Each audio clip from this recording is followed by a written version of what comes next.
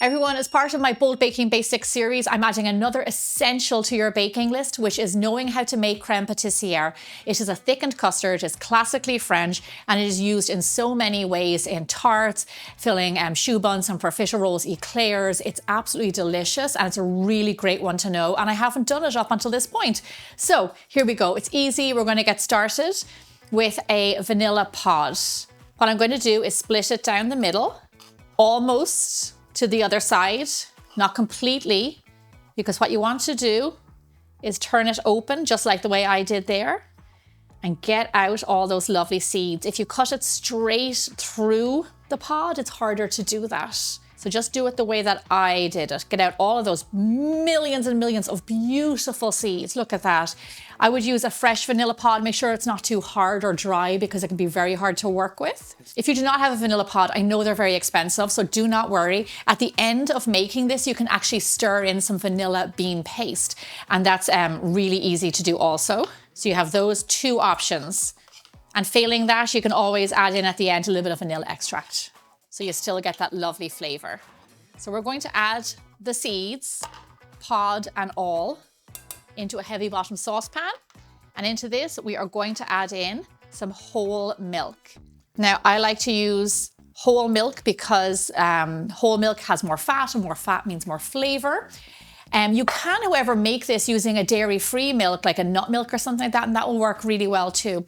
I don't recommend using half and half because it ends up being very rich and also too thick. So whole milk is just fine. I wouldn't use a low-fat milk. Like I said, this is a custard, and we cannot make a custard without egg yolks. So I have my egg yolks here. Now, into my egg yolks, I'm going to add in half of the amount of sugar that I need, and the remaining half goes into the milk. Now, here's a little thing about egg yolks and sugar.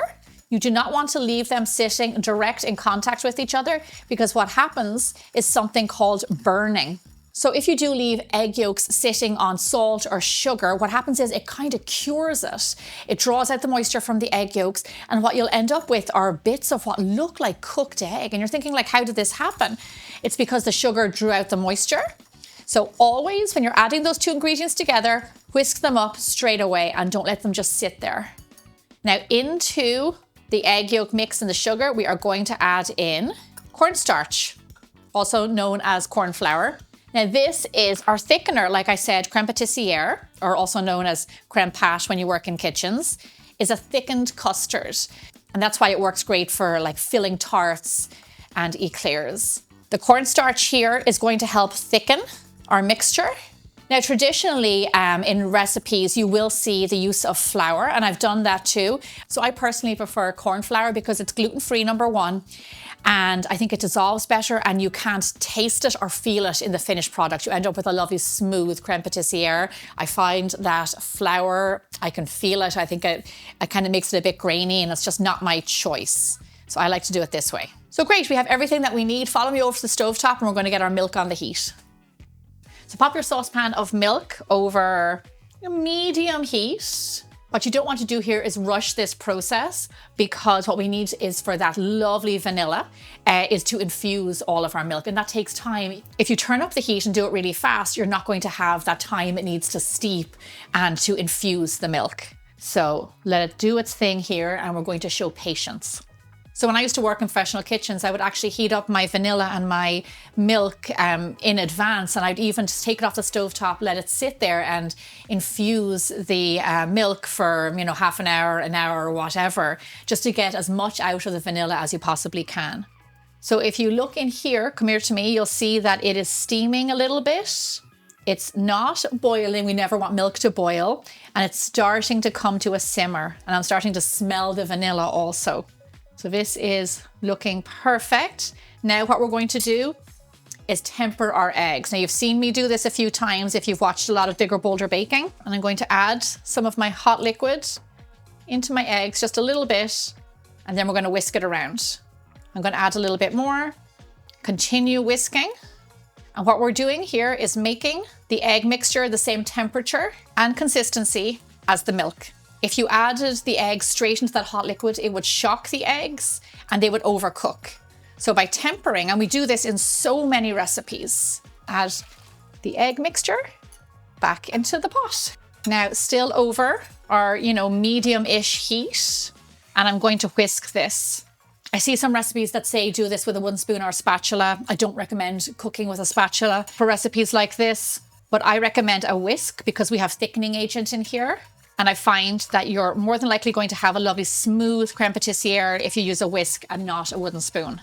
So it takes a few minutes to get this mixture lovely and thick. And keep it over that steady heat. At no point do we want to see this like bubbling vigorously, because it can scald the bottom of your pan and burn. So if you're new to my channel, Bowl Baking Basics are part of a series that I do of videos showing you how to make homemade ingredients, learn classical techniques and things like that. I show you how to make your own butter, your own cream cheese, your own ricotta, your own homemade cake flour, extracts, food dyes. If you're interested in those kinds of things, definitely check out those videos because they're some of my most popular and they're really fun to learn how to make those things at home. There you go. As I was talking, started to thicken. You just want to cook this until it's lovely and thick, and you can see that ripple, that it's holding nice texture. And just so you know, when crème pâtissière cools down, it actually gets thicker. So it's perfect for piping and for filling tarts. It's looking great. Smells delicious. So we're going to do our last few final steps. Follow me over to the countertop and we'll finish this off. So one of the finishing touches that you always want to do off the stove top is add in your butter. That goes in once it's off the heat. And like I said, if you're not doing a vanilla pod, add in your vanilla bean paste right now. Lovely. As you can see, the butter makes it lovely and silky and kind of velvety. Now, like with any custard that we make, we're going to pass this mixture through a sieve to remove any lumps of cornstarch, egg yolk, whatever it is. Remember, like I said, the burning of egg yolks, that can happen. Maybe there was a little bit of egg white in there. So to get a lovely smooth finish on our crème pâtissière, you want to make sure that you sieve it. And it also will get out any little bits of vanilla pod that you didn't want in there. Just so you know, we made vanilla crème pâtissière here, but it's quite a versatile kind of base. And you can add citrus or other flavors to it. And I actually have a chocolate crème pâtissière on my website, biggerbolderbaking.com. Which is really fantastic. It's like the most luxurious chocolate pudding you've ever eaten. So let me tell you a little bit about this guy. Our vanilla bean pod is not to be discarded. Rinse it off, dry it off, make sure that there's no more custard left on it. It can be put into a pot of sugar to infuse the sugar. It can be put into, if you're making homemade extracts, pop it in there. You can also grind it up and add it to sugar. I don't want to see this go to waste because they are quite valuable. So now what we want to do is let our crème pâtissière cool down. And because this is a thickened custard, it can form a skin. So what you do is you always lay cling wrap directly on the surface, touching the crème pâtissière. This stops it from forming a skin and it keeps the lovely smooth texture. With pastry cream, you always let it cool down at room temperature first, which will take some time, and then pop it into the fridge, always keeping that cling wrap directly on top of the surface. So once your crème pâtissière has been in the fridge for a few hours, it'll look like this, lovely and stiff and perfect for filling or piping or whatever your needs are.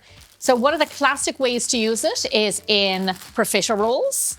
So I have some right here. The recipe for these profiteroles are on my website. I'm going to pop it into my piping bag. Here I have my profiteroles, and then take your profiterole, a little bit of a hole in the bottom, and fill until it kind of plumps up a little bit, just like that. Lovely. This makes for a really beautiful dessert. It's fancy. It has lovely texture, flavor, all the things. When you make profiteroles, you have to stack them up nice and tall, just like that. Now that these are filled, the last thing we're going to do is cover them with some chocolate ganache. So follow me. I personally cannot have profiteroles without chocolate on top. Crème pâtissière is the perfect sophisticated accompaniment to eclairs, tarts, profiteroles, and much more. It's a classy little custard that just takes your desserts to that next level of fanciness. All in one bite, it is sweet and smooth with that lovely flavor of the fresh vanilla. It is an iconic classic French recipe that everyone needs to know. If you enjoyed this Bowl Baking Basics video, then get comfy. I have hours more of these for you to check out. Thanks so much for watching, and I'll see you back here again really soon.